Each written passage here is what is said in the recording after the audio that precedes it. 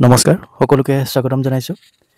আজি আমাৰ গ্ৰেজুৱেট টিচাৰসকলৰ প্ৰথম মাহৰ স্যালাৰি কিমান হ'ব সেই বিষয়ে আপোনালোকক কিছু তথ্য দিবৰ বাবে ভিডিঅ'টো প্ৰস্তুত কৰিছো। গতিকে ভিডিঅ'টো শেষলৈকে চাব। আমাৰ গ্ৰেজুৱেট টিচাৰসকলৰ বা যিকোনো চাকৰিৰ ক্ষেত্ৰত দৰমহাৰ প্ৰথম বিষয়টো হৈছে পে বেণ্ড। আৰু আমাৰ গ্ৰেজুৱেট টিচাৰসকলৰ দৰমহাৰ যিটো পে বেণ্ড হৈছে সেইটো 14,000ৰ পৰা 70,000ৰ ভিতৰত। চাকৰিৰ এটাৰ কেটেগৰীৰ ওপৰত ভিত্তি কৰি ফাৰ্ষ্ট, ছেকেণ্ড, থাৰ্ড ইত্যাদি বিভিন্ন ধৰণৰ পে বেণ্ড থাকে আৰু সেই পে বেণ্ডৰ ওপৰত ভিত্তি কৰিয়ে তেওঁলোকৰ দৰমহাৰ যিটো পে বেণ্ডৰ নিৰিখটো বিভিন্ন হয়। আৰু এই গ্ৰেজুৱেট টিচাৰসকলৰ পে বেণ্ড হৈছে 2 আৰু সেই অনুসৰি পে বেণ্ড হৈছে 14,000ৰ পৰা 70,000। এতিয়া এই পে বেণ্ডৰ লগত নেক্সট এটা বস্তু যোগ হ'ব, সেইটো হৈছে গ্ৰেড পে। আৰু গ্ৰেজুৱেট টিচাৰসকলৰ গ্ৰেড পে হৈছে 8,700 টকা। এতিয়া দৰমহা হিচাপৰ বাবে ফাৰ্ষ্ট কেলকুলেশ্যনটো হ'ব pay band plus grade pay. এই পে বেণ্ড আৰু গ্ৰেড পে দুইটা প্লাছ হৈ বেচিক পে হ'ব।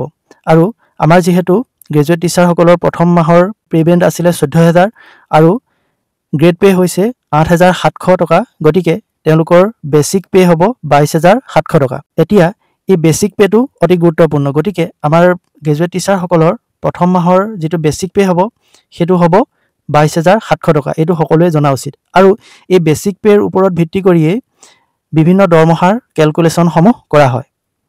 এতিয়া এই বেচিক পেৰ উপৰিও আৰু কিছুমান আমাৰ দৰমহাত সংযোজন হয়। সেইখিনি হৈছে এটা হৈছে ডিয়াৰনেছ এলাউন্স, যিটো মৰগীয়া বানচ বুলি কোৱা হয়। এই মৰগীয়া বানচটো দ্ৰব্য সামগ্ৰীৰ মূল্য বৃদ্ধিৰ ওপৰত ভিত্তি কৰি নিৰ্ধাৰণ কৰা হয়। আৰু বৰ্তমান অসম চৰকাৰে তেওঁলোকৰ কৰ্মচাৰীসকলৰ বাবে ডিয়াৰনেছ এলাউন্স ধাৰ্য কৰিছে 55%, অৰ্থাৎ ডিএ হৈছে 55%। আৰু এই 55%টো বেচিক পেৰ ওপৰত ভিত্তি কৰি দিয়া হয়, অৰ্থাৎ বেচিক পেৰ 55% ডিয়াৰনেছ এলাউন্স দিয়া হয়। গতিকে আমাৰ গ্ৰেজুৱেট টিচাৰসকলৰ বেচিক পে আছিলে 22,700 টকা আৰু 22,700 টকাৰ 55% হ'লে হ'বগৈ 12,485 টকা। অৰ্থাৎ গ্ৰেজুৱেট টিচাৰৰ ডিয়াৰেন্স এলাউন্স হৈছে 12,485 টকা। ইয়াৰ উপৰিও দৰমহাত আৰু এটা কথা জড়িত হৈ থাকে, সেইটো হৈছে হাউচ ৰেণ্ট। এই হাউচ ৰেণ্ট তিনিটা পৰ্যায়ত দিয়া হয়। এটা হৈছে 7%, 10% আৰু 15%। যিসকলৰ কৰ্মস্থান মহানগৰত হয় তেওঁলোকৰ বাবে হাউচ ৰেণ্ট 15% দিয়া হয়, আৰু যিসকল নগৰ অঞ্চলত হয় তেওঁলোকক 10% দিয়া হয়, আৰু যিসকল গ্ৰামাঞ্চলত হয়, ৰুৰেল এৰিয়াত হয়, তেওঁলোকক 7% হাউচ ৰেণ্ট দিয়া হয়।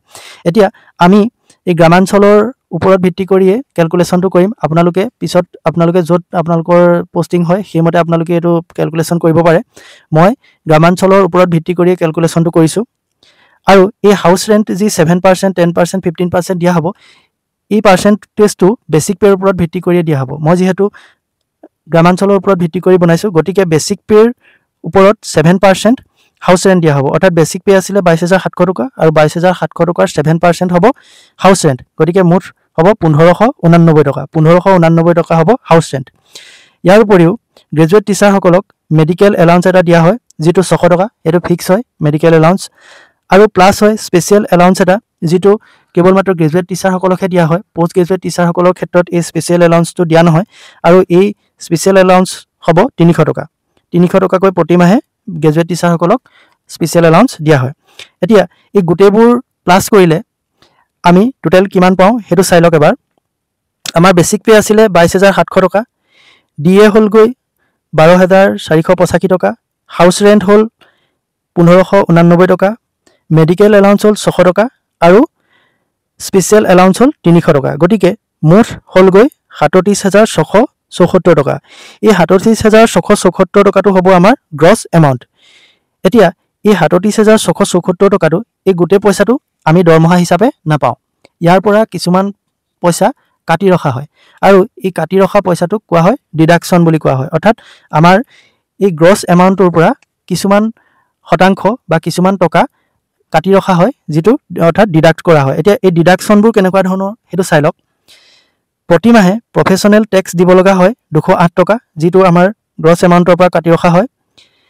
এই গ্ৰছ এমাউণ্টটো যিসকলৰ দৰমহা 25,000ৰ তলত হয় তেওঁলোকৰ ক্ষেত্ৰত অলপ কম হয়, কিন্তু তাৰ ওপৰত যিসকল চাকৰিয়াল থাকে তেওঁলোকৰ প্ৰফেশ্যনেল টেক্স 208 টকা হয়।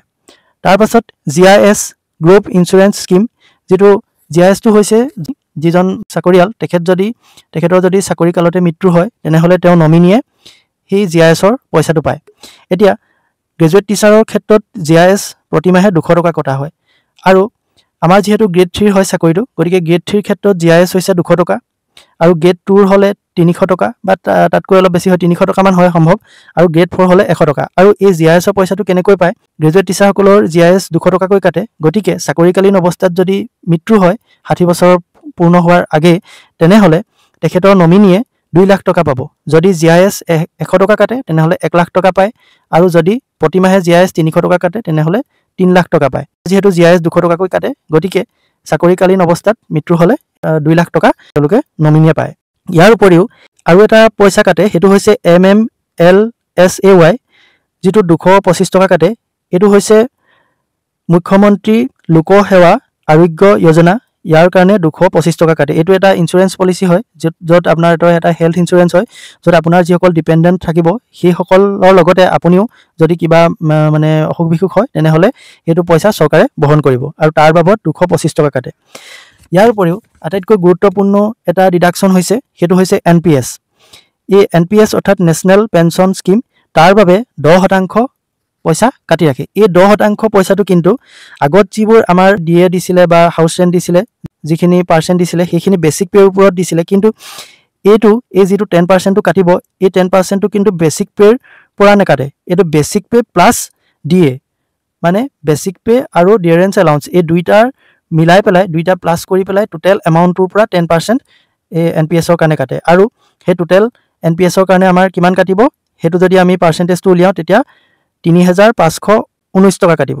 3519 টকা আমাৰ NPS ৰ কাৰণে প্ৰতিমাহে কাটে এই যে 10% টো আমাৰ দৰমহাৰ পৰা কাটে NPS ৰ কাৰণে ইয়াৰ উপৰিও অসম চৰকাৰে 14% NPS ৰ কাৰণে দিয়ে মানে আমাৰ NPS একাউণ্টত প্ৰতিমাহে 24% পইচা জমা হয় বাৰু এতিয়া আমাৰ এই গুটেই ডিডাকশন কেটা প্লাস কৰিলে আমি পাও প্ৰফেশনাল টেক্সৰ কাৰণে কাটে 208 টকা জিআইএছ 200 টকা MMLSAY ৰ কাৰণে 225 টকা NPS ৰ কাৰণে কাটে 3519 টকা এই গুটেই কেটা প্লাস কৰিলে পাও 4152 টকা অৰ্থাৎ আমাৰ ইন হ্যান্ড স্যালাৰিটো হ'ব gross amount minus total deduction অৰ্থাৎ গ্ৰস এমাউন্ট আছিলে 37674 টকা মাইনাস 4152 টকা গটিকে আমাৰ ইন হ্যান্ড স্যালাৰিটো হ'ব 33522 টকা অৰ্থাৎ গ্ৰেজুৱেট টিচাৰ সকলে প্ৰথম মাহত দৰমহা পাবলৈ সক্ষম হ'ব 33522 টকা গটিকে আজি গ্ৰেজুৱেট টিচাৰ সকলে প্ৰথম মাহত কিমান দৰমহা পাব